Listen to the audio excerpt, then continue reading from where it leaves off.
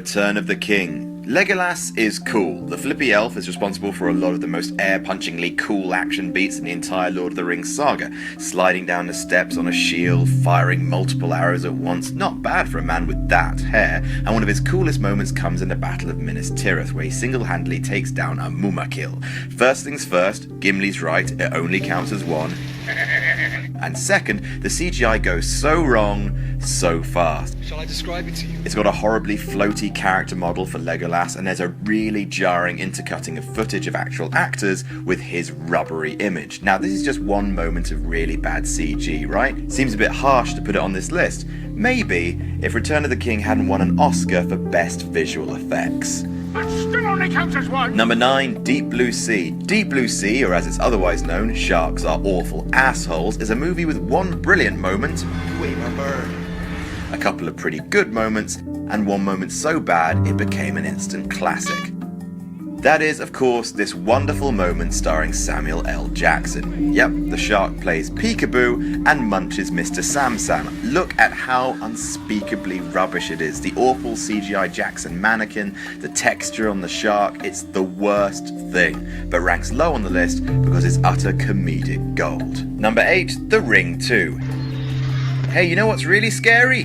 Deer. Killer deer. Scary killer, spooky deer. So The Ring 2 stars Naomi Watts, a bad actor playing her son, and pissed off Bambi's pissed off family. Naomi Watts and her son are driving along when their car is attacked by deer. And it's the worst thing. They all look so fuzzy and out of focus. When they smash through the car's windows, their heads shake so wildly they look like bad clipping errors, and the less said about the shot of the deer's eye at the end, the better. Laughably bad, the only true frightening thing in this whole scene is the fact it was directed by Hideo Nakata, director of the original Japanese film Ring. What the hell happened, Hideo? Number 7, I Am Legend. I Am Legend has moments of greatness. When it's just Will Smith and his dog alone in the city, it's quite an effective love story.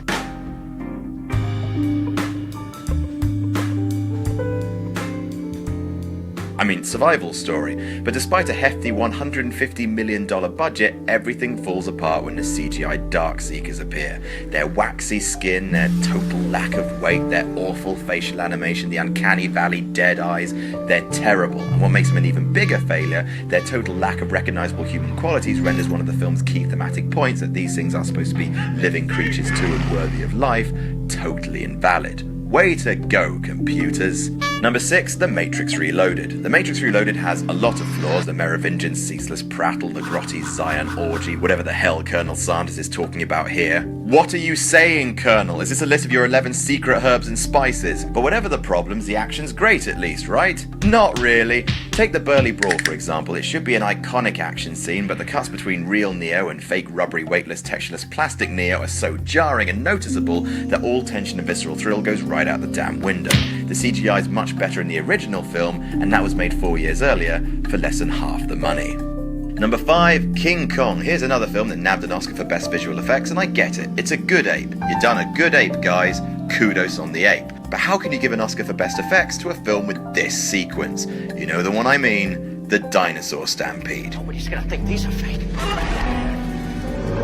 Jack Black and his band of actors are running through a narrow canyon with dinosaurs running all around them, and boy, it just doesn't work.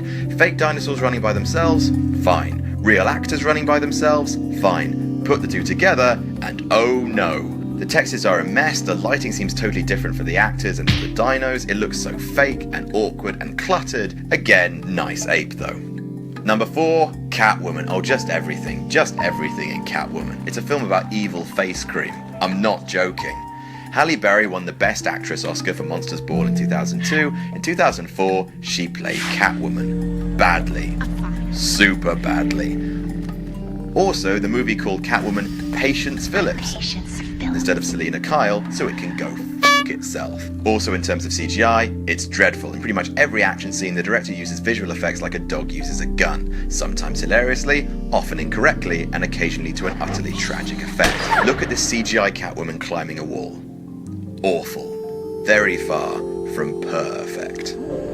Number 3, Along Came a Spider. This movie, the second adaptation of a Robert Pattinson novel to star Morgan Freeman as super cop Alex Cross, is directed by Lee Tomohiro. Remember that name. And it's mostly fine. But it starts with a piece of CGI that's so bad it almost ruins the film. In the opening scene, Cross is making a bust, and you know what? Just watch what happens to this car.